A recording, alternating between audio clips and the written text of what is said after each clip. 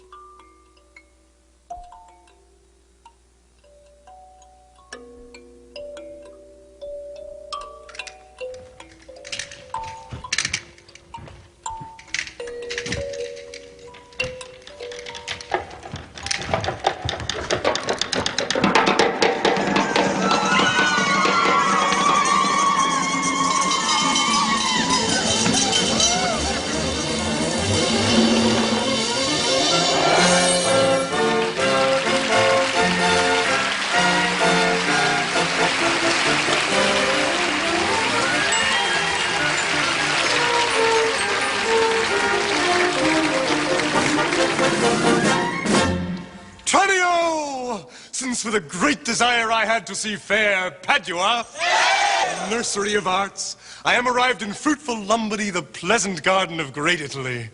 My trusty servant, well approved in all, here let us breathe.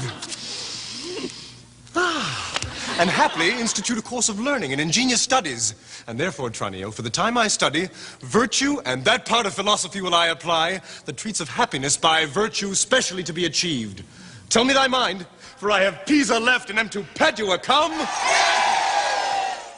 As he that leaves a shallow plash to plunge him in the deep. Gentle master mine, I am at all affected as yourself. Glad that you thus continue your resolve to suck the sweets of sweet philosophy. Only, good master, let us be no stoics. No profit grows where is no pleasure taken. In brief, sir, study what you most affect. Gramercies, Tranio, well dost thou advise. But stay a while. What company is this? Some show to welcome us to town. I must be considered after all. Gentlemen, importune me no farther, for how I firmly am resolved, you know. That is, not to bestow my youngest daughter before I have a husband for the elder. If either of you both love Katharina, because I know you well and love you well, leave shall you have to court her at your pleasure. To court her, rather. She's too rough for me. There, Hortensio, will you anyway? I pray you, sir, is it your will to make a stale of me among these mates? Mates, maid? How mean you that? No mates for you unless you were of gentler, milder mould. In faith, sir, you shall never need to fear, for sure it is not halfway to our heart, but if it were, doubt not her care should be to comb your noddle with a three-legged stool. Ow! Oh! You proud. From all such devils, good Lord deliver us. And me too, good Lord. Master, here's some good pastime toward. That wench is stark mad, a wonderful froward. But in the other's silence do I see maid's mild behavior and sobriety. Gentlemen, that I may soon make good what I have said, Bianca, get you in. Oh. And let it not displease thee, good Bianca, for I will love thee nevertheless, my girl. A pretty pet. 'Tis best put finger in the eye, and she knew why. Sister, content you in my discontent. Sir, to your pleasure humbly I subscribe. My books and instruments shall be my company, on them to look and practice by myself. Oh, hark, Tranio, thou mayest hear Minerva speak. Signor Baptista, will you be so strange? Sorry am I that our goodwill affects Bianca's grief. Why will you mew her up, Signor Baptista, for this fiend of hell? And make her bear the penance of her tongue. Gentlemen, content ye. I am resolved. Bianca, go in. Oh. And for I know she taketh most delight in music, instruments, and poetry. Schoolmasters will I keep within my house, fit to instruct her youth. If you, Hortensio, or Signor Gremio, you know any such, prefer them hither. For to cunning men I will be very kind, and liberal to mine own children in good bringing up. And so, farewell. Katharina, you may stay, for I have more to commune with Bianca. And I trust I may go too, may I not? What? Shall I be appointed hours if I knew not what to take and what to leave? You may go to the devil's dam. Your gifts are so good, here's none will have you. My cake is dough on both sides. Yet for the love I bear my sweet Bianca. If I can light upon a fit man to teach her, I will wish him to her father. So will I, Signor Gremio, but a word, I pray.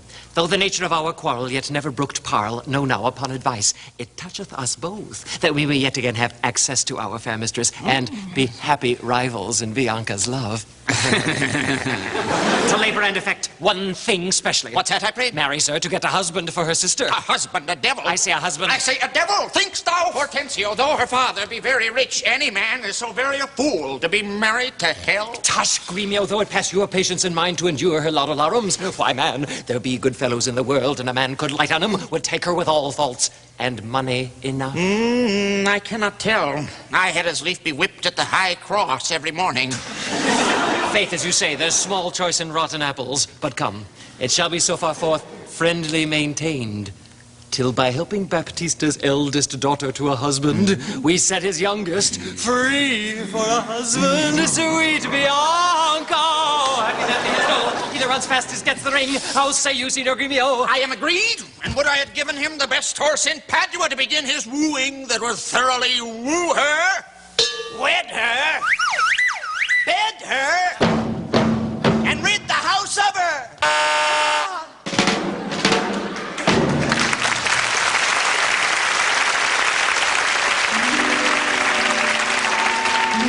I pray, sir, tell me, is it possible that love should of a sudden take such hold? Oh, Tranio, till I found it to be true, I never thought it possible or likely. But see, while idly I stood looking on, I found the effect of love in idleness. And now in plainness do confess to thee, Tranio, I burn, I pine, I perish, Tranio, if I achieve not this young, modest girl.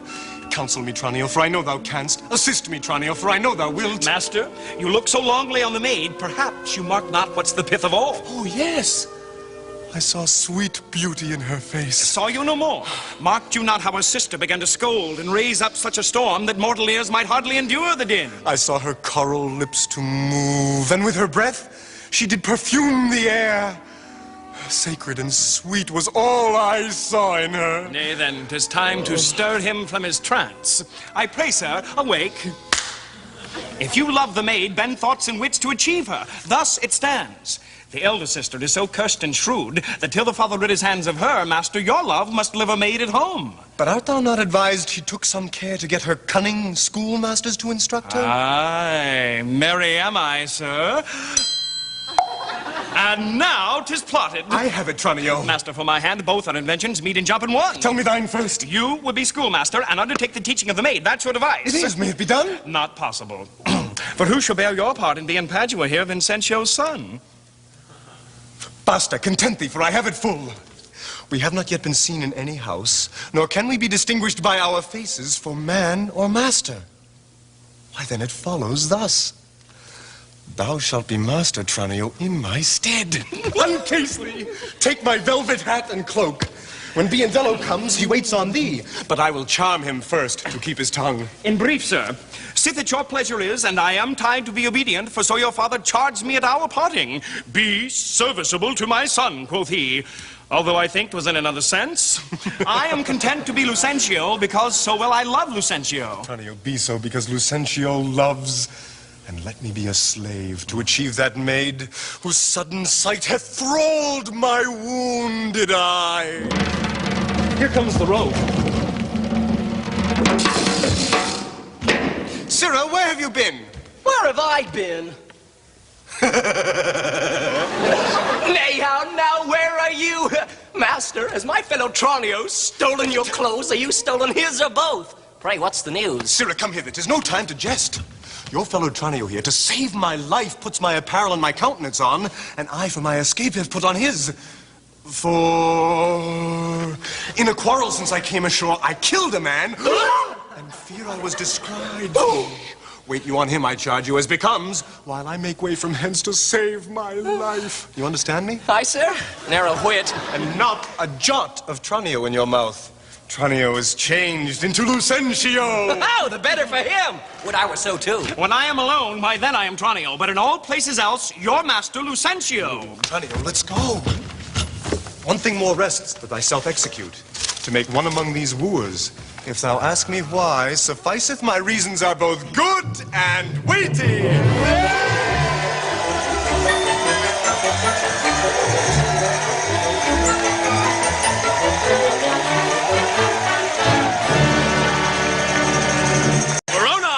For a while I take my leave to see my friends in Padua. But of all, my best beloved and approved friend Hortensio, and I trow. This is his house. Here, Sirrah Grumio. Knock, I say. Knock, sir? Whom should I knock? If there any man has rebused your worship. Villain, I say knock me here soundly. Knock you here, sir? Why, sir, what am I, sir, that I should knock you here, sir? Villain, I say knock me at this gate, and rap me well, or I'll knock your knave's pate. My master's grown quarrelsome. Ha! I should knock you first, then I know after who comes by the worst. Will it not be? Faith, Sirrah, and you'll not knock, I'll ring it. I'll try how you can soul, bar, and sing it. Help, masters, help! My master is mad! Now knock when I bid you, Sirrah, villain. How now, what's the matter? My old friend Grumio, and my good friend Petrugio. How do you all at Verona? Signor Hortensio, come you to part the fray? Oh, rise, Grumio, rise, we will compound this quarrel. If this be not lawful cause for me to leave his service, look you, sir, he bid me knock him and rap him soundly, sir. Well, is it fit for a servant to treat his master so? Senseless villain. Good, Hortensio, I bade the rascal knock upon your gate and could not get him for my heart to do it. Knock at the gate? Oh, heavens! Spake you not these words plain? Sirrah, knock me here and rap me here, knock me well and knock me soundly, and come you now with knocking at the gate? Sirrah, be gone. Or talk not, I advise you. Petrugio, patience, I am Grumio's pledge. Why, there's a heavy chance twixt him and you, your ancient, trusty, pleasant servant, Grumio. But tell me now, sweet friend, what Abigail blows you to Padua? Here from old Verona. Such wind scatters young men through the world to seek their fortunes farther than at home, where small experience grows. But in a few, Signor Hortensio, thus it stands with me. Antonio, my father, is deceased. And I have thrust myself into this maze, haply to wive and thrive as best I may. Oh, crowns in my purse I have. Ha! And goods at home. Ha! And so I'm come abroad to see the world. Petrugio, shall I then come roundly to thee and wish thee to a shrewd, ill-favored wife? And yet I promise thee she shall be rich, and very rich. But thou art too much my friend, and I'll not wish thee to her. Signor Hortensio, twixt such friends as we, few words suffice. And therefore, if thou know one rich enough to be Petruchio's wife, as wealth is burden of my wooing dance, be she as foul as was Florentius' love, as old as Sybil, and as cursed and shrewd as Socrates, Xanthippe, or worse, she moves me not, or not removes at least affection's edge in me, were she as rough as are the swelling Adriatic seas. I come to I but wealthily in Padua, if wealthily. Hey, look you, sir, he tells you flatly what his mind is.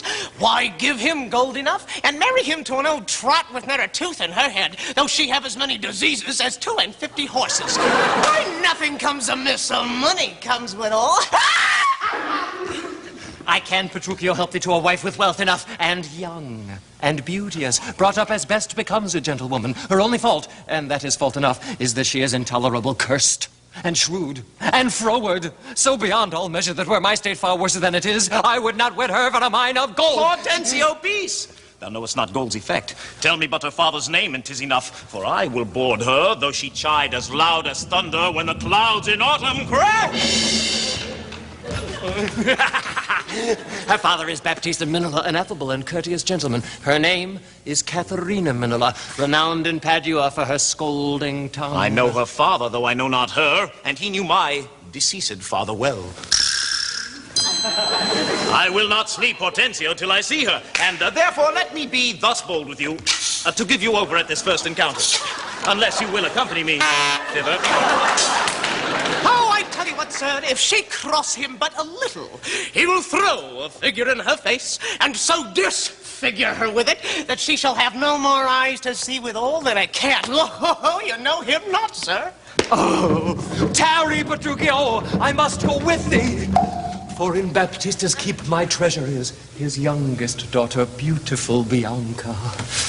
But now this order hath Baptista given, that none shall have access unto Bianca till Catherine the Cursed hath got a husband. Catherine the Cursed! A title for a maid, of all titles the worst. Now shall my friend Petruchio do me grace, and offer me, disguised in sober robes, to old Baptista as a schoolmaster, well seen in music, to instruct Bianca, that so I may, by this device, at least have leave and leisure to make love to her, and unsuspected court her by herself. Master, look about you. Who goes there, huh? Peace, Grumio, it is the rival of my love. Petruchio, stand by a while. Hark you, sir, I'll have them very fairly bound, all books of love. See that at any hand, and see you read no other lectures to her. And let me have them very well perfumed, for she is sweeter than perfume itself to whom they go. What will you read to her? Whatever I read to her, I'll plead for you. Yea, and perhaps with more successful words than you. Unless you were a scholar, sir. Oh, this learning? What a thing it is. Oh, this woodcock. What an ass it is. God save you, Signor Gremio. And you are well met, Signor Hortensio. Know you whither I am going? To Baptista Minola, about a schoolmaster for the fair Bianca. And by good fortune, I have lighted well on this young man. For learning and behavior fit for her turn, well read in poetry and other books. Good ones, I warrant ye. 'Tis well. And I have met a gentleman hath promised me to help me to another, a fine musician to instruct our mistress. So shall I no whit be behind in duty to fair Bianca, so beloved of me. So beloved of me, and that my deed shall prove. 'Tis now no time to vent our love. Here is a gentleman whom by chance I met will undertake to woo cursed Catherine. Yea, and to marry her if her dowry please. So said, so done, as well. Hortensio, have you told him all her faults? I know she is an irksome, brawling scold. If that be all, masters, I hear no harm. Sayest me so, friend. What country, man? Born in Verona, old Antonio's son.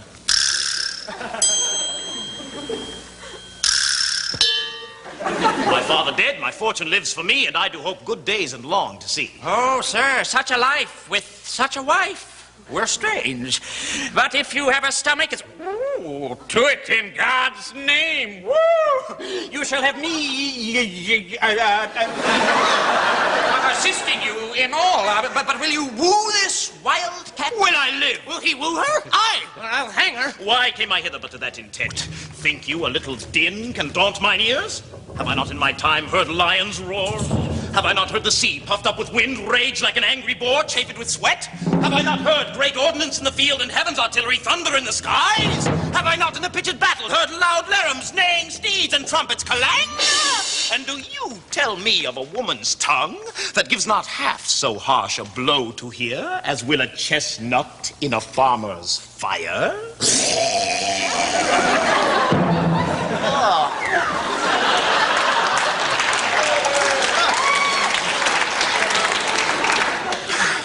With goop. Tush, tush. Fear boys with bugs. Well, he fears none. Hark, Hortensio.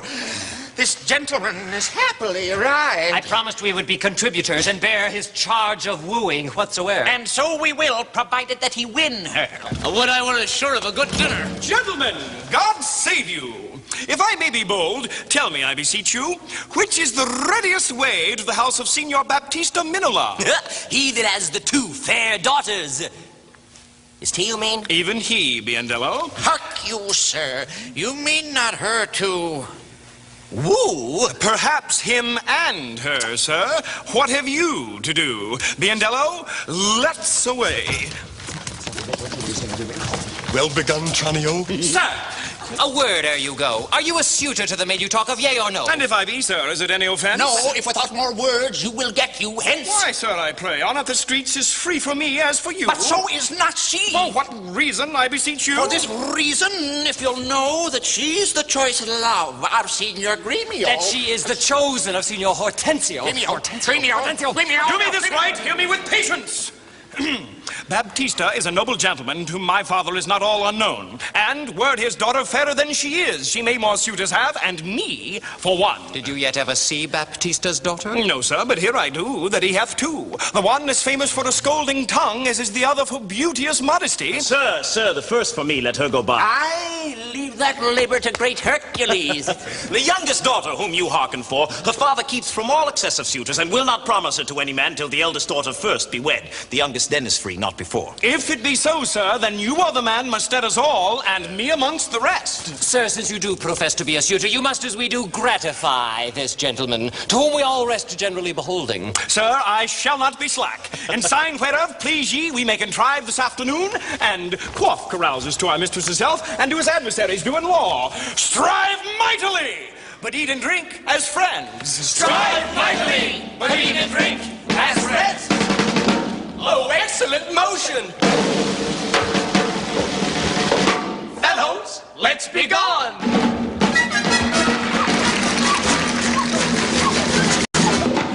Good sister, wrong me not. Not wrong yourself to make a bondmaid and a slave of me. I prithee, Sister Kate, untie my hands. See thou dissemble not.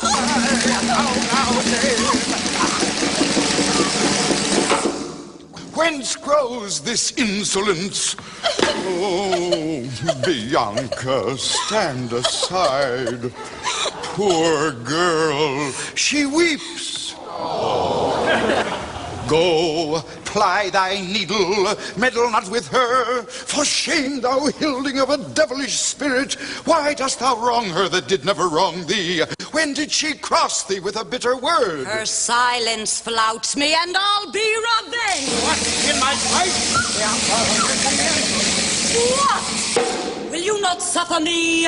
Nay, now I see. She is your treasure. She must have a husband, and I must dance barefoot on her wedding day. And for your love of holy apes in hell, Katharina. talk not to me.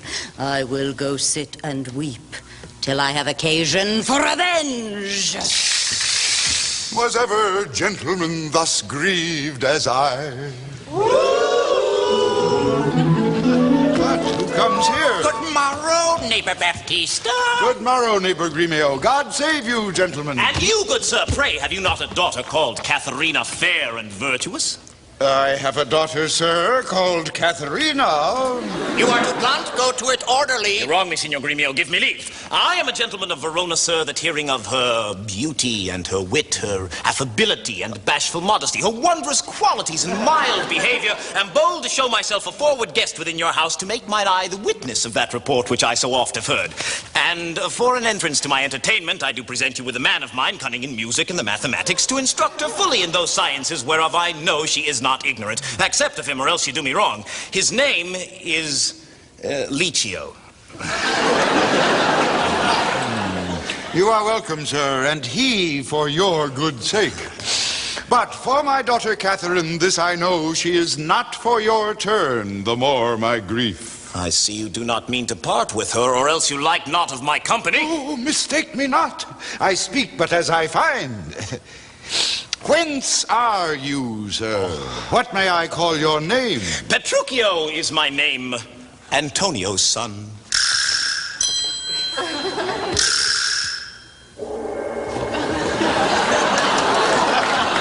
Man well known throughout all Italy. Oh, I know him well. You are welcome for his sake. Saving your tales, Signor Petruchio, I pray, let us that are poor petitioners speak to Beccari.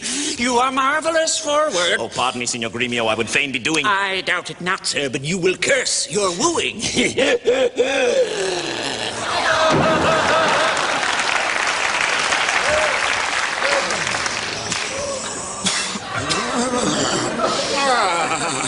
Neighbor, myself that have been more kindly beholding to you than any, freely give unto you this young scholar, as cunning in Greek, Latin, and other languages as the other in music and mathematics. His name is Cambio. 1,000 thanks, Signor Gremio. Welcome, good Cambio.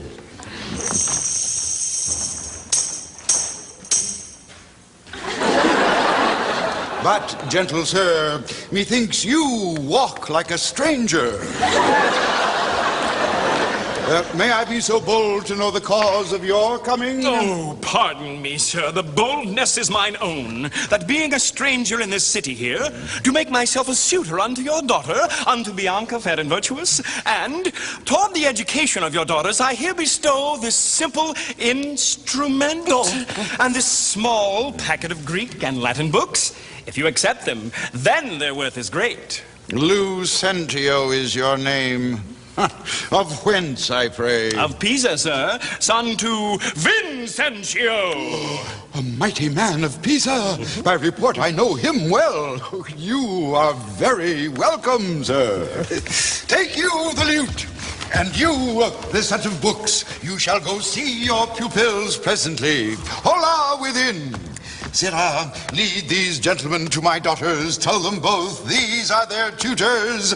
Bid them use them well.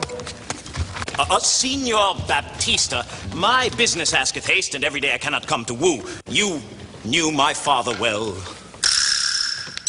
and in him me left solely heir to all his lands and goods. Then tell me, if I win your daughter's love, what dowry shall I get with her to wife? After my death...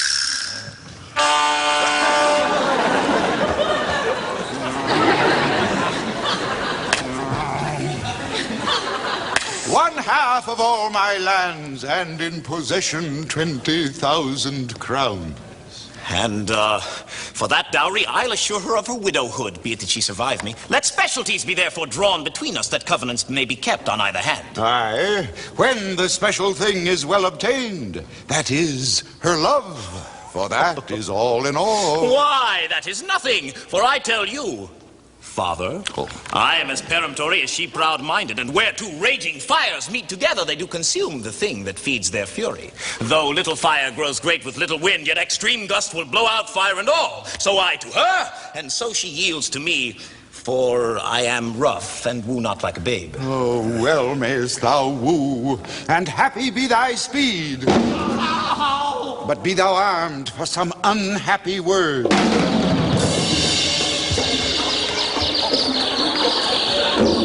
Why, how now, my friend?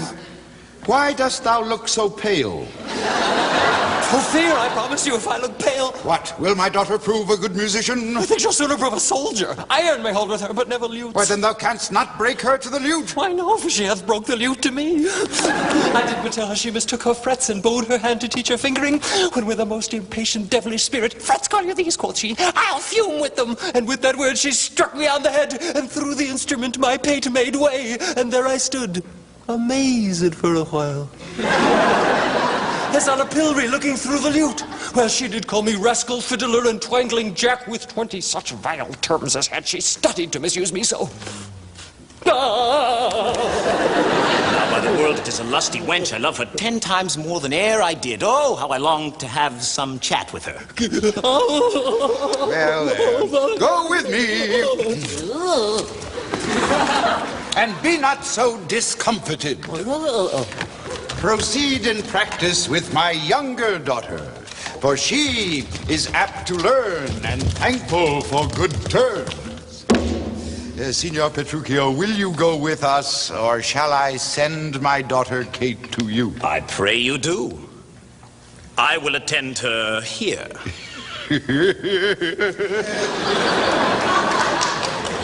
And woo her with some spirit when she comes. Say that she rail. Why, then I'll tell her plain she sings as sweetly as a nightingale. Say that she frown. Why, then I'll say she looks as clear as morning roses newly washed with dew. Say she be mute and will not speak a word. Why, then I'll commend her volubility and say she uttereth piercing eloquence. If she do bid me pack, I'll give her thanks as if she bid me stay by her a week. If she deny to wed, I'll crave the day when I shall ask the banns and when be married. But here she comes. And now, Petruchio, speak!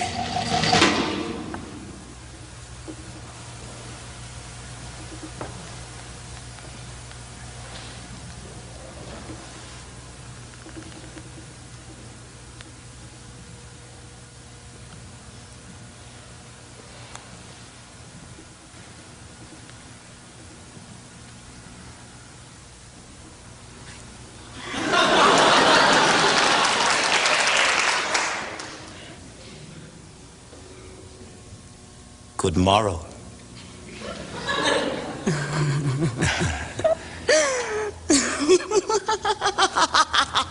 Kate? For that's your name, I hear. Well, have you heard, but something hard of hearing. They call me Katharina, that who talk of me. You lie in faith, for you are called plain Kate. And, Bonnie Kate. And sometimes Kate the Cursed.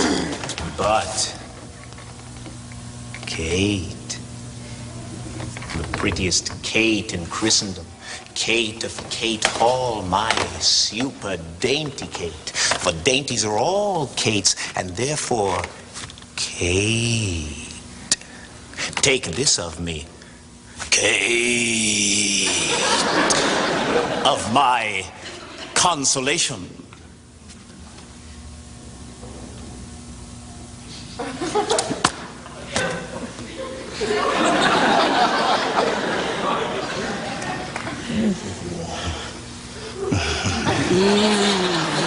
Hearing thy mildness praised in every town, thy virtue spoke of, and thy beauty sounded, yet not so deeply as to thee belongs, myself am moved to woo thee for my wife. Moved in good time. Let him that moved you hither remove you hence. I knew you at the first were immovable. Why, what's immovable? A joint stool. Thou hast it, come sit on me. Asses are made to bear, and so are you. Women are made to bear, and so are you. No such jade as you, if me be. Alas, good Kate, I will not burden thee for knowing thee to be but young and light. Too light for such a swain as you to catch, and yet as heavy as my weight should be. Should buzz. Well taken, and like a buzzer. Come, you wasp, if faith you are too angry. If I be waspish, best beware my sting. My remedy, then, is to pluck it out. Aye, if the fool could find it where it lies. It is not where a wasp doth wear his sting in his tail. In his tongue. Whose tongue? Yours, if you talk of tails, and so farewell. What, with my tongue in your tail? Nay. Come again, good Kate. I am a gentleman. That I'll try.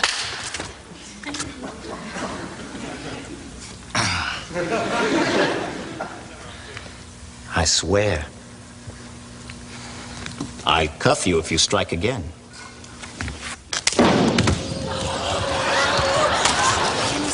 if you strike me, you are no gentleman. If no gentleman, why then no one? Herald, Kate, put me in thy books. What is your crest, a coxcomb? A combless cock, so Kate will be my hen. No cock of mine, you crow too like a crane. Nay, come, Kate, come. You must not look so sour. It is my fashion when I see a crab. Well, here's no crab, and therefore look not sour. Oh, there is, there is. Then show it me. Had I a glass, I would. What, you mean my face? Well aimed of such a young one. No, by St. George, I am too young for you. Yet you are withered. 'Tis with cares. I cannot. Nay, hear you, Kate. In sooth, you escape not so. Chafe you if I tarry, let me go. No, not a whit. I find you passing gentle. 'Twas told me you were rough and coy and sullen. And now I find a ordinary liar. For thou art pleasant game, some passing courteous, but slow in speech, yet sweet as springtime flowers. Thou canst not frown, thou canst not look askance, nor bite the lip as angry wenches will. Nor hast thou pleasure in crossing off, thou with mildness entertainst thy wooers, with gentle conference, soft and affable.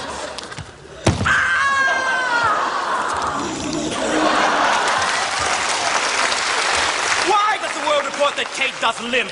Oh, slanderous world. Kate, like the hazel twig, is straight and slender, and brown in hue as hazelnuts, and sweeter than the kernels. Let me see thee walk. Thou dost not halt. Oh, fool, and whom thou keepst command. Did ever Dian so become a grove as Kate this chamber with her princely gait? Oh, be thou Dian, and let her be Kate. Then let Kate be chaste and Dian sportful. Where did you study all this goodly speech? It is extempore from my mother wit. A witty mother witless else her son. Am I not wise? Yes, keep you warm. Marry, so I mean, sweet Catherine, in thy bed. And therefore, setting all this chat aside, thus in plain terms, your father hath consented that you shall be my wife. Your dowry agreed on, and will you, nill you, I will marry you. Now, Kate, I am a husband for your turn, for by this light whereby I see thy beauty that doth make me like thee well, thou must be married to no man but me. For I am he am born to tame you, Kate, and bring you from a wild Kate to a Kate conformable as other household Kates. Here comes your father. Never make denial. I must and will have Catherine to my wife. Signor Petruchio, how speed you with my daughter? How but well, sir, how but well. It were impossible I should speed amiss. Why, how now, daughter Catherine? In your dumps? Call you me, daughter. Now I promise you, you have showed a tender fatherly regard to wish me wed to one half lunatic, a madcap ruffian, and swearing Jack that thinks with oaths to face the matter out. Father, 'tis thus yourself and all the world that talked of her have talked amiss of her. If she be cursed, it is for policy. For she's not hot, but tempered as the morn. She is not froward, but modest as a dove. And to conclude, we have agreed so well together that upon Sunday is the wedding day. I'll see thee hanged on Sunday first. Hark, Petruchio. She says she'll see thee hanged first. Be patient, gentlemen. I choose her for myself. If she and I be pleased, what's that to you? I tell you, 'tis incredible to believe how much she loves me. Oh, the kindest Kate. She hung about my neck, and kiss on kiss, she vied so fast, protesting oath on oath, that in a twink, she won me to her love. Oh, you are novices. 'Tis a world to see. Oh, give me your hand, Kate. I will unto Venice to buy apparel against the wedding day. Provide the feast, father, and bid the guests. I will be sure my Catherine shall be fine. I know not what to say, but give me your hands. God send thee joy, Petruchio. 'Tis a match, father and wife. And gentlemen, adieu. I will unto Venice. Sunday comes apace. We will have rings and things and fine array. And kiss me, Kate.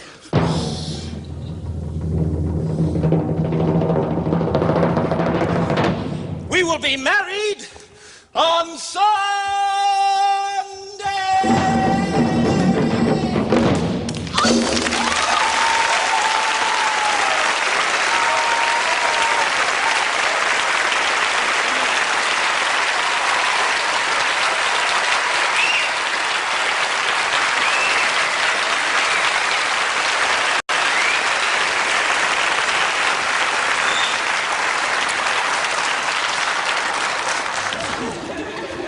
Was ever match clapped up so suddenly? Yes, gentlemen, now I play a merchant's part and venture madly on a desperate mart.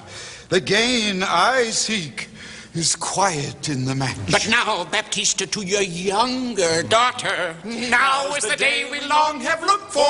I am your neighbor and was suitor first. And I am one that loved Bianca more than words can witness, or your thoughts can guess. Youngling, thou canst not love so dear as I. Greybeard, thy love doth freeze. but thine doth fry. Skipper, stand back. 'Tis age that nourisheth, but youth in ladies' eyes that flourisheth. Content ye, gentlemen, I will compound this strife. 'Tis deeds must win the prize, and he of both that can assure my daughter greatest dower shall have my Bianca's love. Say, Signor Gremio, what can you assure her? First, as you know, my house within the city is richly furnished in plate and gold. Basins and ewers to lave her dainty hands. My hangings all of Tyrian tapestry. In ivory coffers have I stuffed my crowns. In cypress chests my heiress counterpoint. Costly apparel, tents, canopies, fine linen. Turkey cushion bossed with pearl, valance of Venice, gold and needlework, pewter and brass, and all things that belong to house and housekeeping. Then at my farm I have 100 mills kine to the pail, 6 score fat oxen standing in the stalls, and all things answerable to this portion. Myself instructed in years, I must confess, and if I die tomorrow, this is hers. If whilst I live, she will be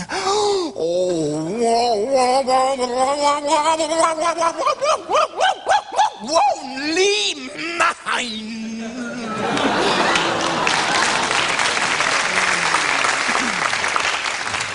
That only came well in. Sir, list to me. I am my father's son and only heir. If I may have your daughter to my wife, I'll give her houses 3 or 4 as good within rich Pisa walls as any one old Signor Gremio hath in Padua. Besides, 2,000 ducats by the year of fruitful land, all which shall be her jointure. What? Have I pinched you, Signor Gremio? I must confess your offer is the best. And let your father make her the assurance she is your own. Else, you must pardon me, if you should die before him, where's her dower? Oh, that's but a cavil. He is old, I young. But may not young men die as well as old? Well, gentlemen, I am thus resolved. On Sunday next, you know, my daughter Catherine is to be married. Oh. Now, on the Sunday following, shall Bianca be bride to you, if you make this assurance. If not, to Signor Gremio. Oh, Signor Baptista. And so I take my leave. No, neighbor, Signor, but I will. Adieu, good neighbor. Now I fear thee not, sirrah, young gamester. Thy father were a fool to give thee all, and in his waning age set foot under thy table. Ah! A toy! An old Italian fox is not so kind, my boy. A vengeance on your crafty withered hide.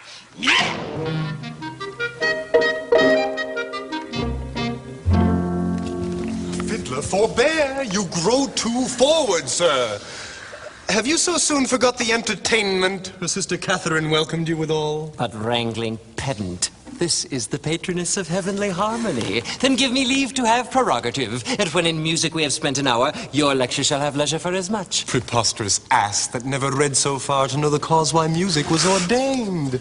Was it not to refresh the mind of man after his studies or his usual pain? Then give me leave to read philosophy, and while I pause, serve in your harmony. Sirrah, I will not bear these braves of thine. Why, gentlemen, you do me double wrong to strive for that which resteth in my choice. I'll not be tied to hours nor appointed times, but learn my lessons as I please myself. And to cut off all strife, here sit we down. Take you your instrument, play you the whiles. His lecture will be done ere you have tuned. You leave his lecture when I am in tune. That will be never. Tune your instrument.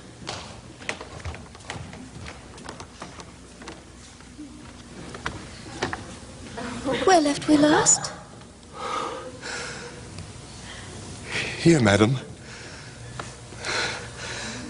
Hic ibat simois, hic est segea tellus, hic steterat priami regia celsa senis.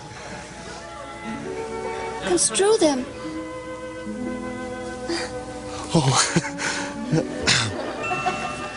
Hic ibat, as I told you before, simois, I am Lucentio.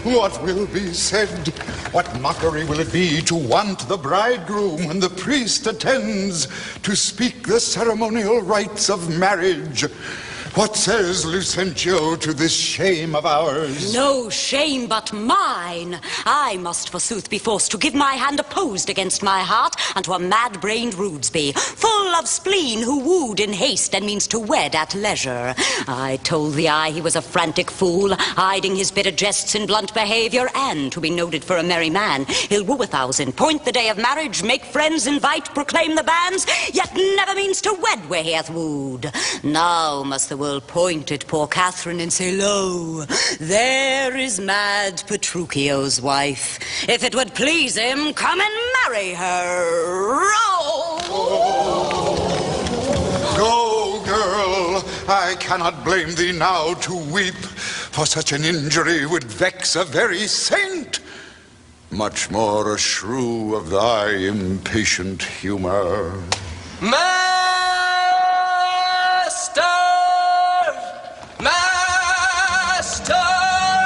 News! Old news, and such news as you have never heard of. Is it new and old too? How may that be? Why, is it not news to hear of Petruchio's coming? Hey! Is he come? Why, no, sir. What then? He is coming. Hey! When will he be here? Why, when he stands where I am and sees you there. But say what to thine old news? Why, Petruchio is coming! Hey! In a new hat, in an old jerkin, a pair of old breeches thrice turned, a pair of boots that have been candle cases, one buckled, another laced, with 2 broken points, and a rusty old sword taken from the town armory, with a broken hilt and chapless, his horse hipped with a mothy old saddle and stirrups of no kindred besides. Possessed with the glanders and like to mosey in the chine. Ooh, troubled with the lampas, infected with the fashions, full of wind gulls, sped with spavins, rayed with the yellows, past cure of the fives, stark spoiled with the staggers, benon with the bots, swaying the back and shoulder shot and near leg before, and with a half-check bit and a headstall of sheep's leather, which being restrained to keep him from stumbling hath been often burst, and now repaired with knots, one girth 6 times pieced, and a woman's crupper of allure which hath 2 letters for a name fairly set down in studs, and here and there pieced with pack thread. 'Tis some odd humor pricks him to this fashion. I am glad he comes, howsoever he comes. Why, sir, he comes not. Didst thou not say he comes? Who, that Petruchio came? Aye, that Petruchio came. No, sir, I said his horse comes with him on his back. That's all one.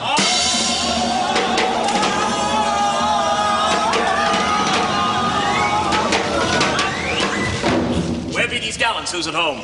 Oh, sir, you are welcome. And yet I come not well. And yet you halt not. Not so well apparelled as I wish you were. Were it better I should rush in thus? But where is Kate? Where is my lovely bride? How does my father?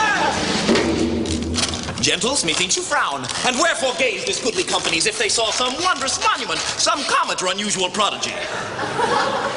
Sir, you know this is your wedding day. First we were sad, fearing you would not come. Now sadder that you come so unprovided.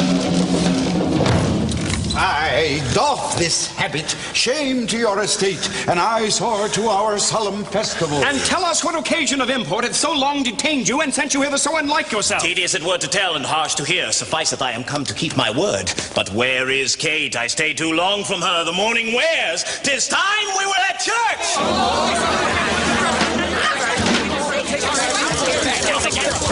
See not your bride in these unreverend robes. Go to my chamber, put on clothes of mine. Not I, believe me. Thus I'll visit her.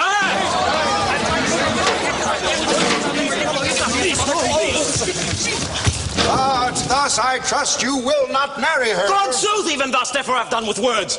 To me she's married, not unto my clothes.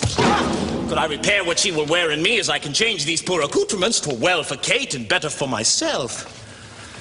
But what a fool I am to chat with you when I should bid good morrow to my bride and seal the title with a lovely kiss.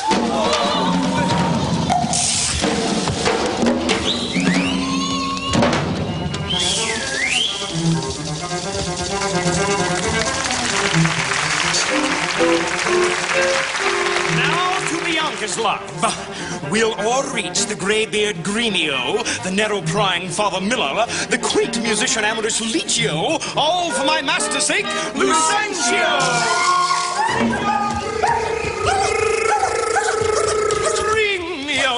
Came you from the church? As willingly as e'er I came from school. And is the bride and bridegroom coming home? Bridegroom, say you? 'Tis a groom indeed, a grumbling groom, and that the girl shall find. Curster than she? Why, 'tis impossible. Why, he's a devil, a very fiend. Why, she's a devil. A devil? The devil's down. She's a lamb, a dove, a fool to him. I'll tell thee, Sir Lucentio, when the priest should ask if Catherine should be his wife, "Aye, by God's wounds," quoth he, and swore so loud that all amazed the priest let fall the book. And as he stooped again to take it up, this mad-brained bridegroom took him such a cuff that down fell priest and book and priest. "Now, take them up," quoth he, "if any list." What said the wench? She trembled and shook, for why? He stamped and swore as if the vicar meant to cozen him. But after many ceremonies done, he calls for wine. "A health," quoth he, as if he had been aboard carousing with his mate after a storm, quaffed off the muscatel and threw the sops all in the sexton's face. This being done, he took the bride about the neck and kissed her lips with such a clamorous smack that at the parting all the church did echo. I, seeing this, came thence for very shame, and after me I know the rout is coming. Such a mad marriage never was before.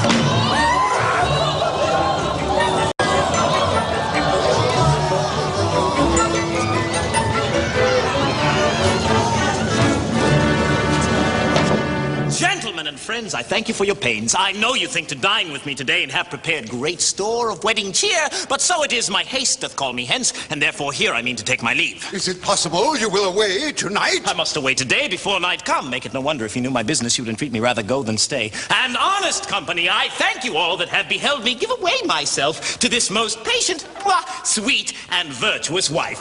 Dine with my father, drink a health to me, for I must hence.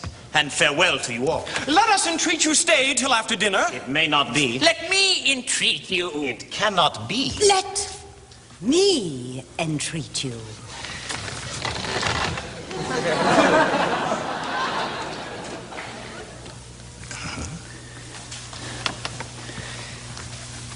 I am content.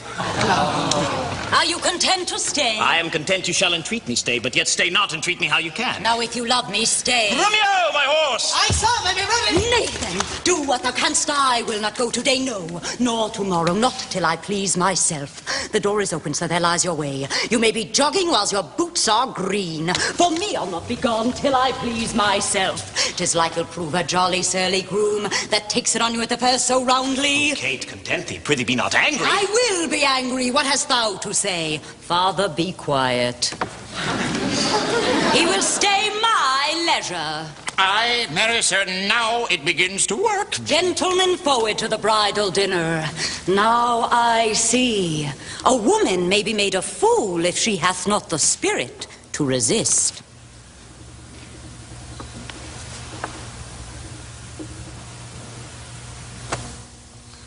They shall go forward, Kate, at thy command.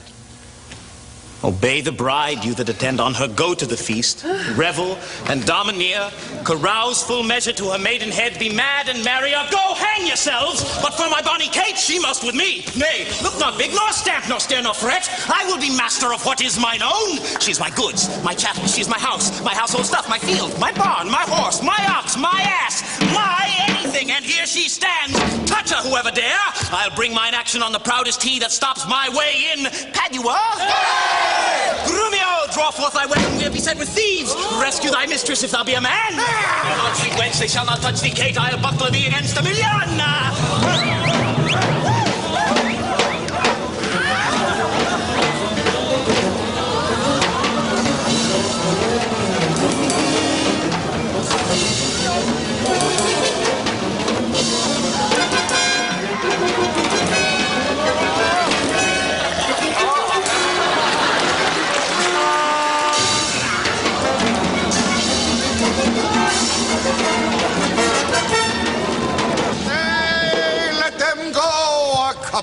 quiet ones.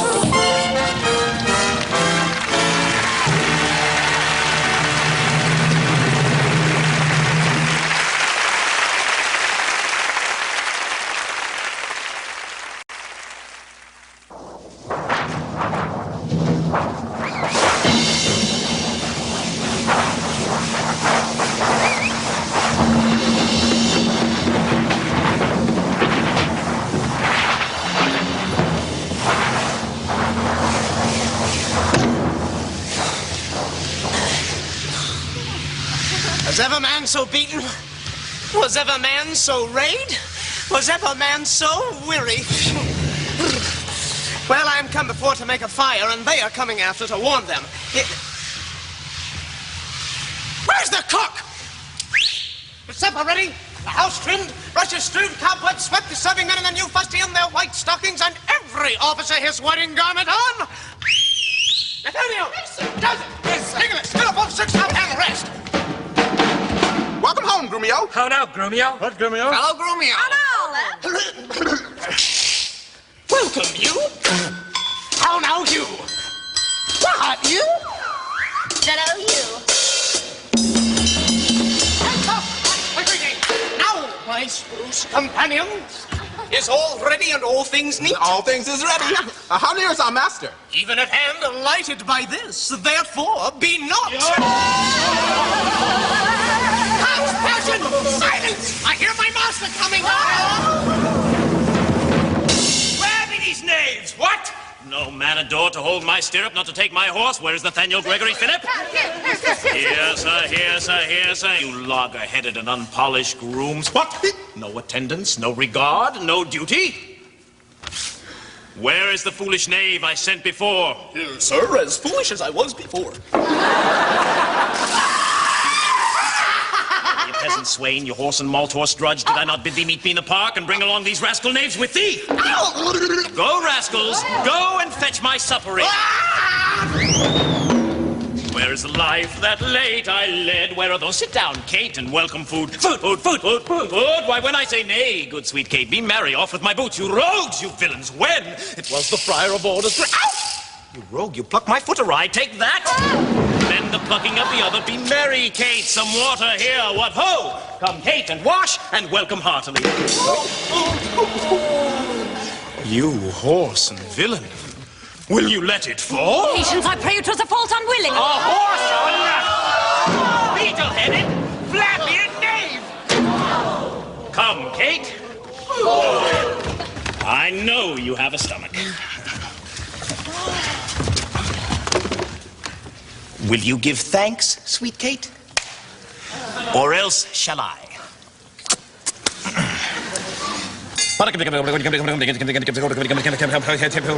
What's this, mutton? Tis burnt. What dogs are these? Where is the rascal cook? How durst you villains bring it from the dresser and serve it thus to me that love it not? There, take it, treacherous cut!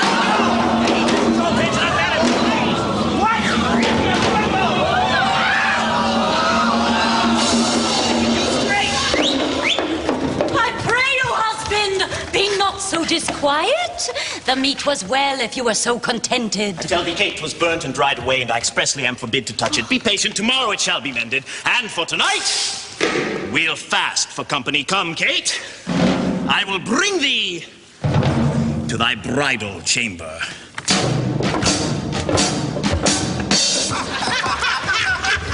Peter just never see the light. He kills her in her own humor. What is he? In her chamber, making a sermon of continency to her.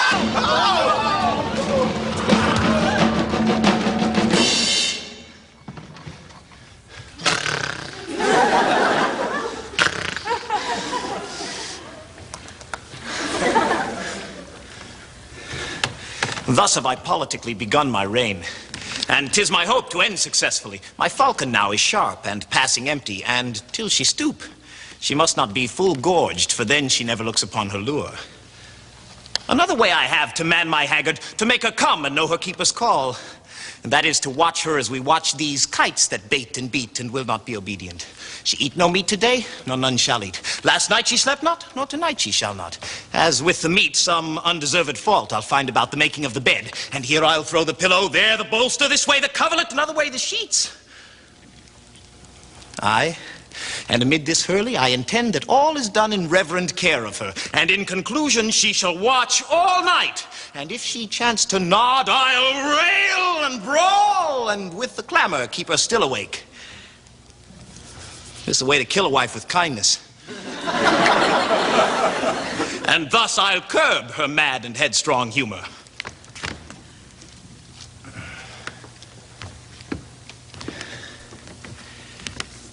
He that better knows how to tame a shrew. Now let him speak.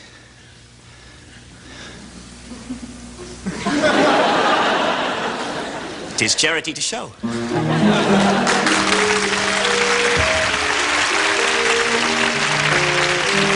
Sir, to satisfy you in what I have said, stand by and mark the manner of his teaching. What master read you? I read that I profess the art of love. And may you prove, sir, master of your art? While you, sweet dear, prove mistress of my heart. Unconstant womankind, I tell thee, Licio, this is wonderful. I am not Licio, no, sir. That I am called Hortensio. I will be married to a wealthy widow. I do, Lord, swear her as one unworthy all the former favors that I have fondly flattered her withal. Fie on her!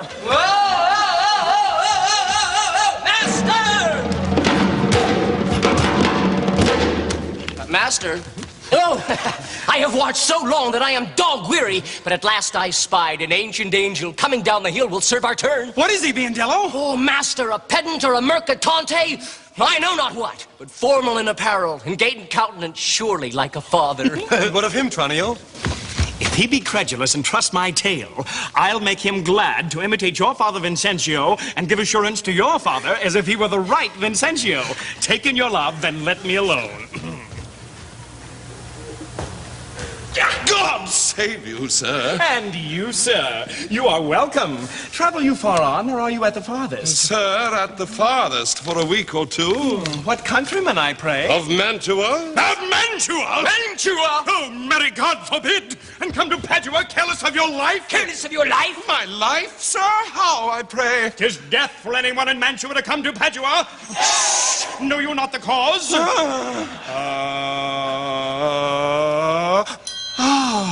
The Duke hath published and proclaimed it openly. Alas, sir, oh, the worse for me. First, tell me, sir, have you ever been at Pisa? Aye, sir, in Pisa have I often been. Know you one Vincentio? I know him not, but I have heard of him. He is my father, sir, and sooth to say, in countenance, somewhat doth resemble you. Oh. As much as an apple doth an oyster. To save your life in this extremity, this favor will I do you for his sake. My father's name and credit shall you undertake, and in my house you shall be friendly lodged. You understand me, sir? So shall you stay till you have done your business in the city. If this be courtesy, sir, accept it. Oh, sir, I do, and will repute you ever the patron of my life and liberty. Then go with me to make the matter good.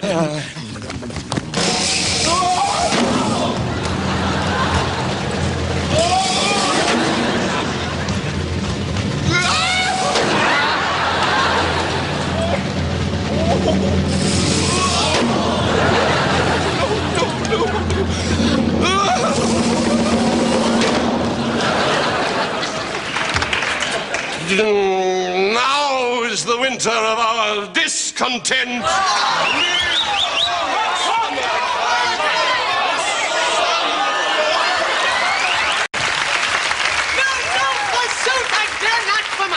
The more my wrong, the more his spite appears. What, did he marry me to famish me? Beggars that come unto my father's door upon entreaty have a present alms. If not elsewhere, they meet with charity. But I, who never knew how to entreat, nor never needed that I should entreat, am starved for meat, giddy for lack of sleep, with oaths kept waking, with brawling fed. And that, which spites me more than all these wants, He does it under name of perfect love. As who should say, if I should eat or sleep to a deadly sickness or else present death. I prithee go and get me some repast. I cannot walk, so it be all Well, what say you to a piece of beef and mustard? Why, both, or one, or anything thou wilt. Why, then, the mustard without the beef. Here? Oh, get thee gone, thou false deluded flame, that breaks me with the very name of me. That sorrow on thee, all the pack of you that triumph thus upon my misery. Go, get thee gone, I say. How fares my Kate? What? Sweeting? All amort? Faith as cold as can be. Pluck up thy spirits, look cheerfully upon me. Here, love, thou seest how diligent I am to dress thy meat myself and bring it thee. I am sure, sweet Kate, this kindness merits thanks. What? Not a word? Nay, then thou lovest it not, and all my pains are sorted to no proof. Here, sirrah, take away this dish. I prithee let it stand. The poorest service is repaid with thanks, and so shall mine before you touch the meat.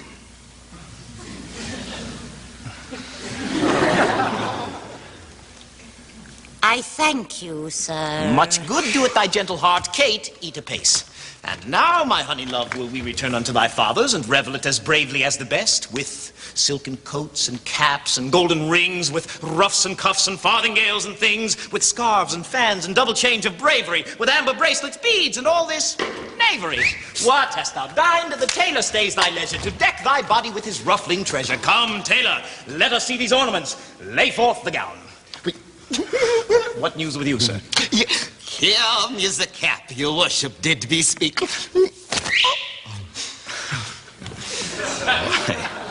This was molded on a porringer, a velvet dish.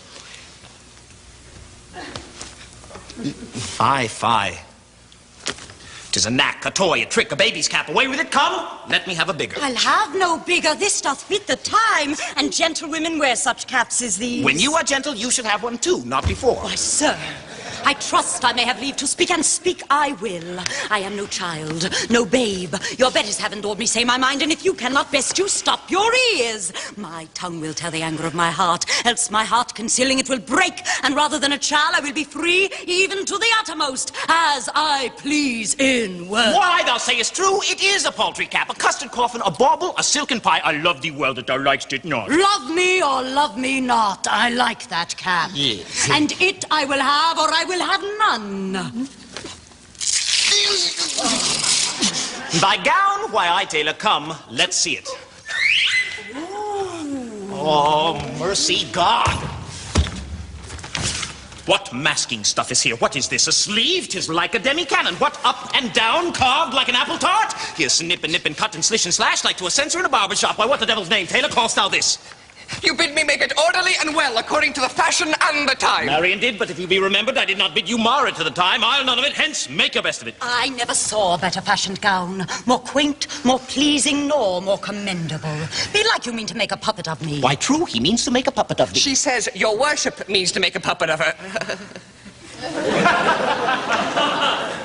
Oh, monstrous arrogance. Thou liest, thou thread, thou thimble, thou yard, 3/4, half yard, quarter nail. Away thou flee, thou knit, thou winter cricket, thou. I tell thee, that thou hast marred her gown. Your worship, it's esteemed. The gown is made just as my master has direction. Grumio gave order how it should be done. I am for thee straight. Take thou thy bill, give me thy meat yard, and spare not me.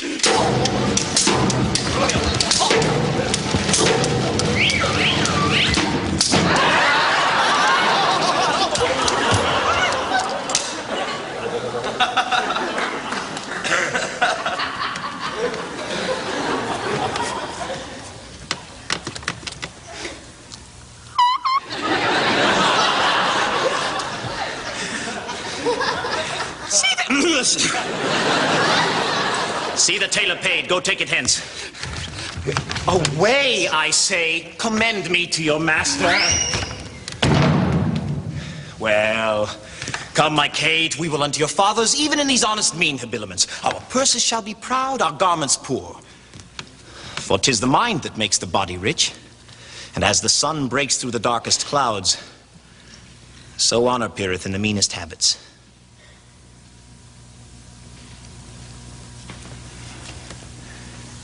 What? Is the jay more precious than the lark because his feathers are more beautiful? Or is the adder better than the eel because his painted skin contents the eye? Oh, no. Neither art thou the worse for this poor furniture and mean array.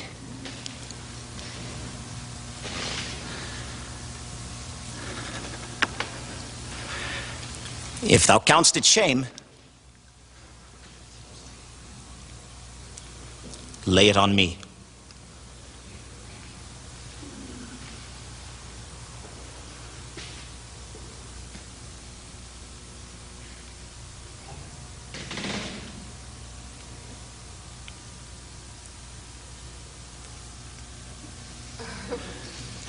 And therefore,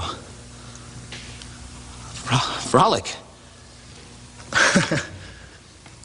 We will henceforth to feast and sport us at thy father's house. Go, call my men, and let us straight to him, and bring our horses unto Long Lane's end. There we will mount, and thither walk on foot. Let's see. I think 'tis now some 7 o'clock, and well we may come there by dinner time. I dare assure you, sir, 'tis almost 2. And 'twill be supper time ere we come there. It shall be 7 ere I go to horse. No, but look, the time is... what I speak or do or think to do, you are still crossing But it. I know Sirs, let alone, I will not go today, and ere I do, it shall be what o'clock? I say it is. Why, so this gallant will command the sun.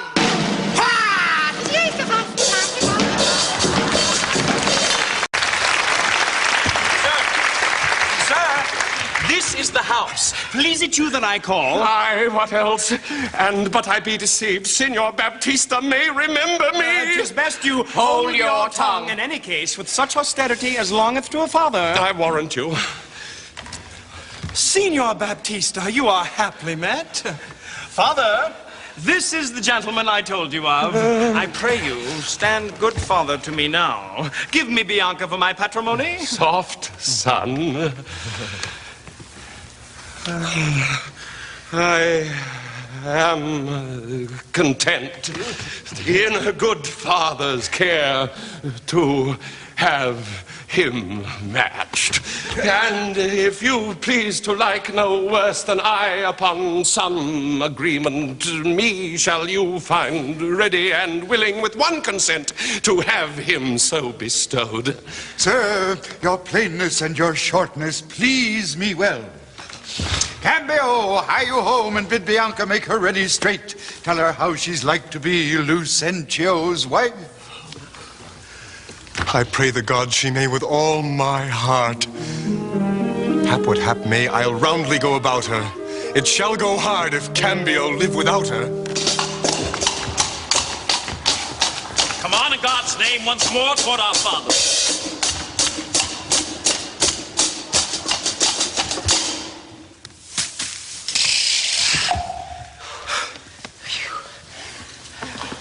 Good Lord, how bright and goodly shines the moon. The moon, the sun. It's not moonlight now. I say it is the moon that shines so bright. I know it is the sun that shines so bright. Now, by my mother's son, and that's myself, it shall be moon or star or what I list, or ere I journey to your father's house. Go on and fetch our horses back again. Evermore crossed and crossed, nothing but crossed. I say as he says, we shall never go. Forward, I pray, since we have come so far, and be it moon or sun or what you will. And if it please you, call it our rush candle. Henceforth I vow it shall be so for me. I say, it is the moon. I know it is the moon. Nay, then thou liest, it is the blessed sun. Then God be blessed, it is the blessed sun. But sun it is not when you say it is not. And the moon changes even with your mind. What you will have it named, even that it is. And so it shall be so for Catherine.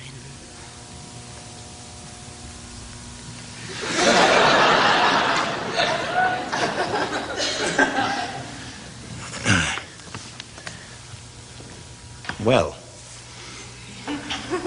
forward. Forward. Thus the ball should run, and not unluckily against the bias.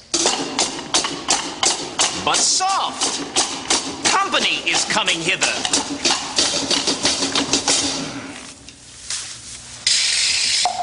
Good morrow, gentle mistress, where away? Tell me, sweet Kate, and tell me truly too, hast thou beheld a fresher gentlewoman, such war of white and red within her cheeks? What stars to spangle heaven with such beauty as those two eyes become that heavenly face? Fair lovely maid, once more, good morrow, embrace her, sweet Catherine, for her beauty's sake.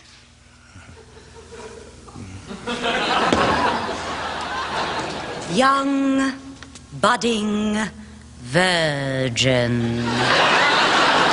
Fair and fresh and sweet, whither away? Or where is thy abode?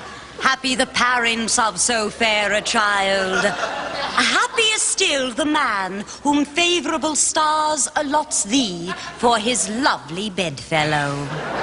Now, Kate, I hope thou art not mad. This is a man, old, wrinkled, faded, withered, not a woman, as thou sayest he is. Pardon, old father, my mistaking eyes that have been so bedazzled by the sun. That everything I look on seemeth green. Now I perceive thou art a reverend father. Pardon, I prithee, my mad mistaking. Do, good old grandsire, and withal make known which way thou travellest. Fair sir, and you, my merry mistress, my name is called Vincentio, and bound I am to Padua. There to visit a son of mine who long I have not seen. What is his name? Lucentio, gentle sir. Happily met. The happier for thy son, the sister to my wife.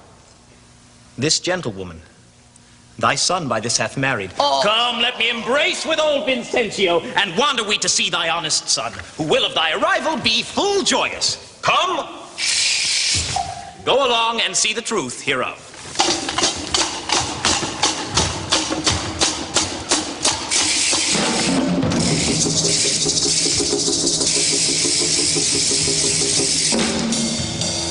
Softly and swiftly, sir, for the priest is ready. I fly, Biondello, therefore leave us.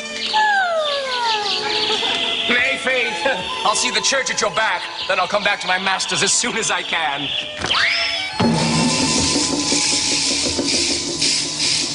I marvel Camellio comes not all this while. Sir, here's the door. This is Lucentio's house, and here I leave you, sir. You shall not choose but drink before you go. I think I shall command your welcome here, and by all likelihood some cheer is toward. They're busy within. You were best knock louder. What's he that knocks as he would beat down the gate? Is Signor Lucentio within, sir? He's within, sir, but not to be spoken withal. Do you hear, sir? To leave frivolous circumstance, I pray you tell Signor Lucentio that his father is come from Pisa, here at the door to speak with him. Thou liest! His father is come from Padua. Oh, my Padua! And is here looking out the window. Art thou his father? Aye, sir, so his mother says, if I may believe her. How now, gentlemen? This is flat knavery to take upon you another man's name. Lay hold of that villain. I believe he means to cozen somebody in this city under my countenance. I've seen them in the church together. God send him good shipping. But who is here? Mine old master Vincentio! Now we're undone and brought to nothing. Come hither, crack him. I hope I may choose, sir. Come hither, you rogue. What? Have you forgotten me? Forgot you, sir? Why, no, sir, I could not forget you, for I never saw you before in all my life. Oh, notorious villain! Didst thou never see thy master's father, Vincentio? What? My own worshipful old master? Why, yes, merry sir. See where he looks out the window. Oh, is it so indeed?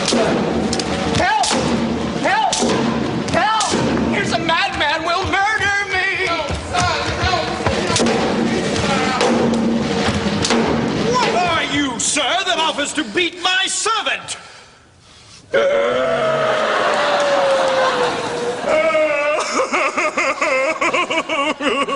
What am I, sir? Nay, what are you, sir? Oh, immortal gods, a fine villain, a silken doublet, a velvet hose, a scarlet cloak, and a coppertane hat. While I play the good husband at home, my son and his servants spend all at the university. How now? What's the matter? What? Is the man lunatic? Sir, you seem a sober ancient gentleman by your habit, but your words show you to be a madman. Away, away, mad ass. This is Lucentio, and he is mine only son and heir to the lands of me, Signor Vincentio. Vincentio. Oh, he hath murdered his master. Lay hands upon him. Call forth an officer. Officer!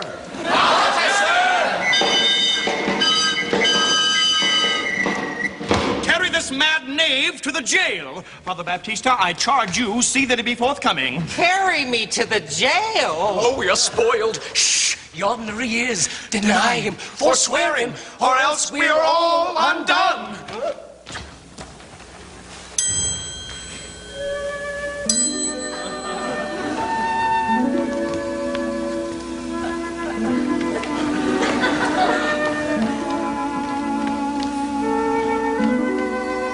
Pardon, sweet father. Lives, my sweet son. Pardon, dear father. How hast thou offended? Where is Lucentio? Here's Lucentio, right son to the right Vincentio, that have by marriage made thy daughter mine, while counterfeit supposes bleared thine eyne. Here's packing with a witness to deceive us all. Where's that damn villain Tranio that faced me and braved me in this matter so? Why, tell me, is not this my Cambio? Cambio is changed into Lucentio. Love wrought these miracles.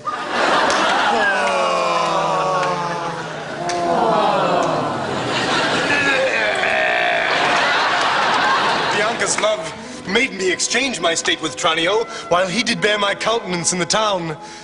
And happily I have arrived at the last, unto the wished haven of my bliss. What Tranio did, myself enforced him to, and pardon him, sweet father, for my sake. I'll slit the villain's nose that would have sent me to the jail. Do you hear, sir? Have you married my daughter without asking my goodwill? Go to, Signor Baptista, we will content you. Go to. But I'll in, to be revenged for this villainy. And I, to sound the depth of this knavery. Look not pale, Bianca, thy father will not frown.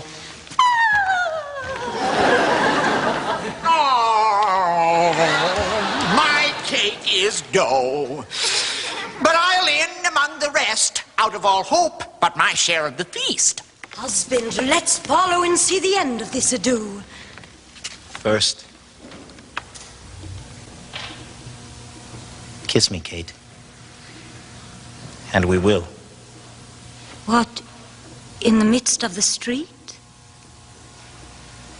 What, art thou ashamed of me? Oh, no, God forbid, but ashamed to kiss.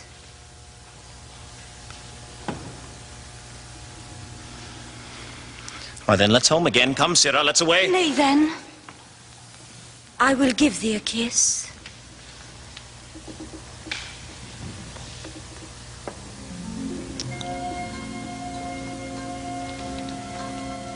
Now, prithee, love, stay.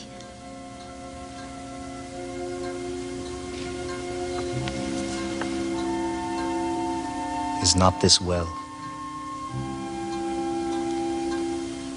Come, my sweet Kate.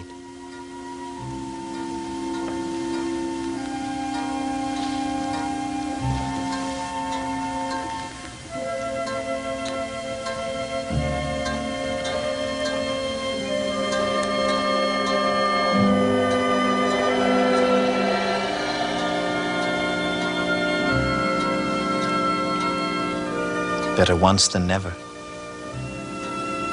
For never. Too late.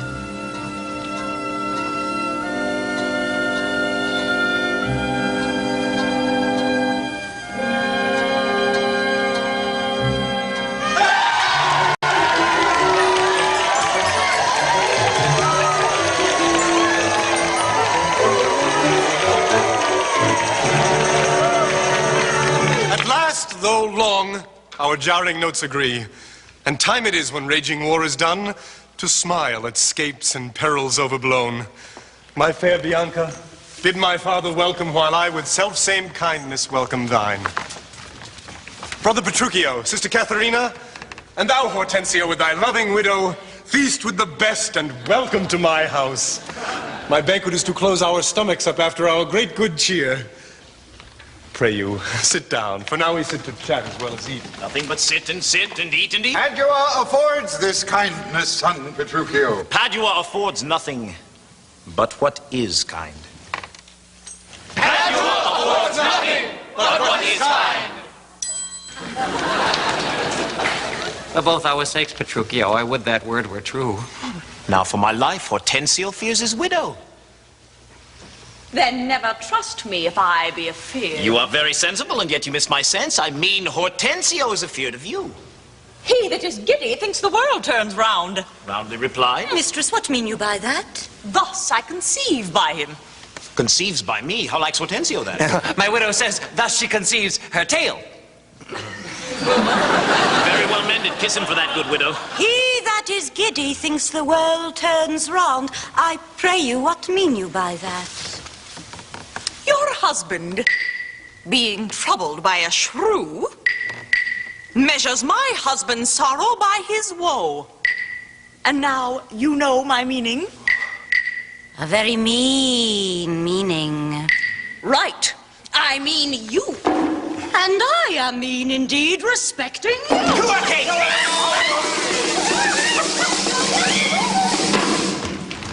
100 marks, my Kate doth put it down. That's my office. Spoke like an officer, have to thee, lad. Now, in good sadness, son Petruchio, I think thou hast the veriest shrew of all. Well, I say no. And therefore, for assurance, let's each one send unto his wife, and he whose wife is most obedient to come at first when he doth send for her, shall win the wager which we will propose. Content, what's the wager? 20 crowns? 20 crowns? I'll venture so much of my hawk or my hounds, but 20 times so much upon my wife. 100 then. Content. A match 'tis done. Who shall begin? That will I. Go, Biondello, bid your mistress come to me. I go. Son, I'll be your half. Bianca comes. I'll have no halves. I'll bear it all myself. How now? What news? Sir, my mistress sends you word that she is busy and she cannot come. How she's busy and she cannot come? Is that an answer? Aye, sir, and a kind one. Pray God your wife sends you not a worse. I hope better. Sarah Biondello, go and entreat my wife to come to me forthwith. Oh, entreat her, nay, then she needs must come. I am afraid, sir, do what you can. Yours will not be entreated. Now, where's my wife? She says you have some goodly jest in hand. She will not come. She bids you come to her. Worse and worse. She will not come. Oh, vile, intolerable, not to be endured. Sera Grumio! Go to your mistress. Say, I command her come to me.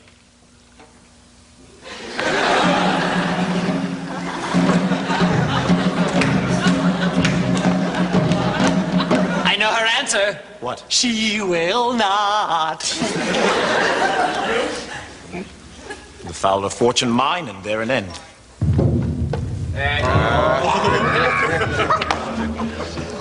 Now, by my halidom, here comes Katharina. What is your will, sir, that you send for me?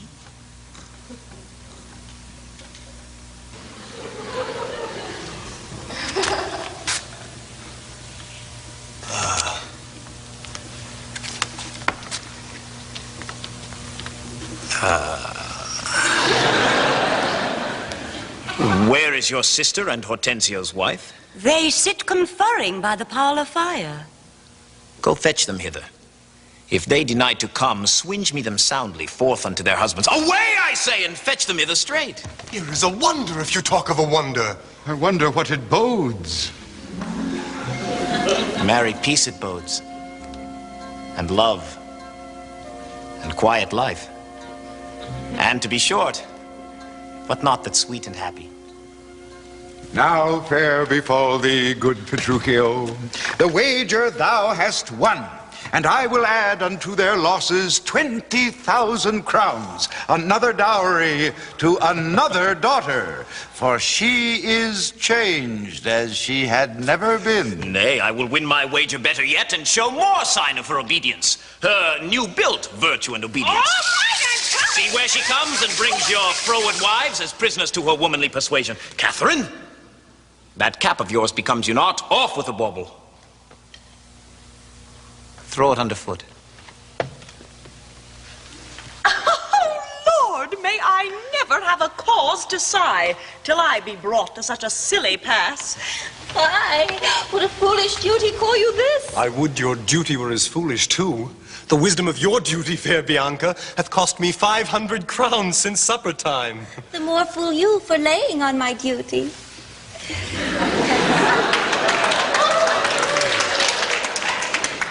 Catherine, I charge thee, tell these headstrong women what duties they do owe their lords and husbands. Come, you're mocking. We will have no telling. Come on, I say, and first begin with her. She shall not. I say she shall.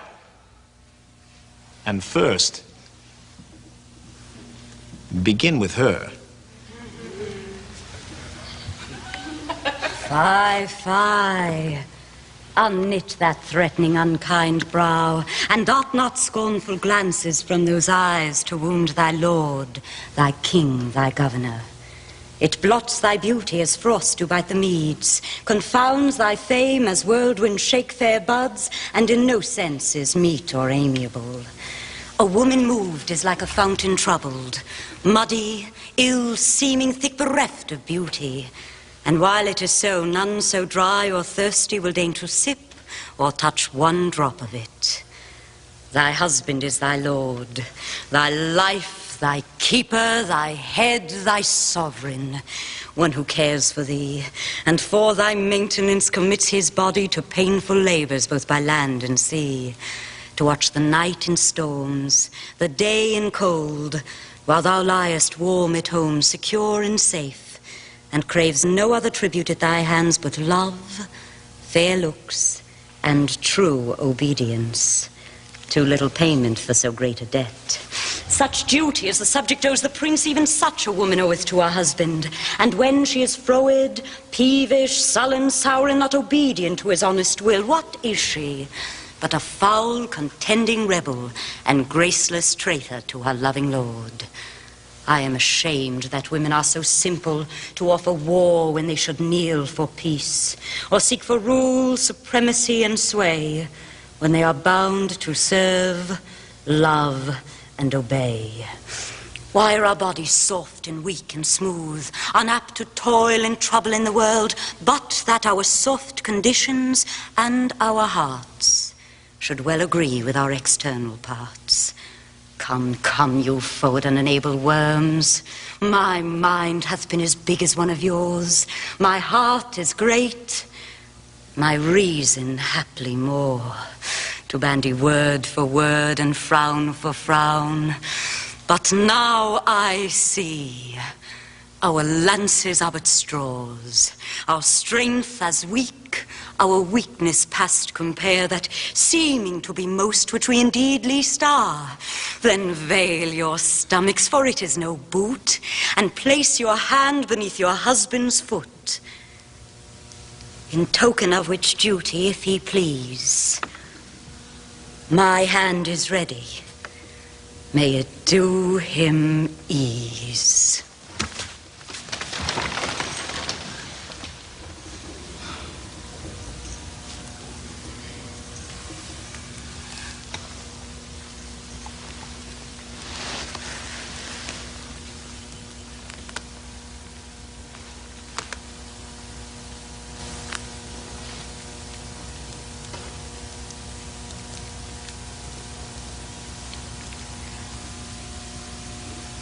Why, there's a wench. Come on.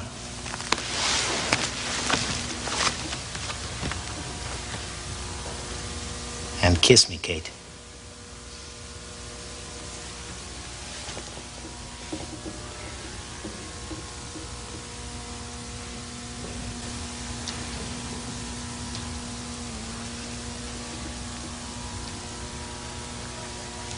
Well, go thy ways, old man, but I shall tarry. 'Tis a good hearing when children are toward. But a harsh hearing when women are froward. Come, Kate. Wheel to bed. We three are married, but you two are sped. 'Twas I won the wager, though you hit the white. And being a winner, God give you good night.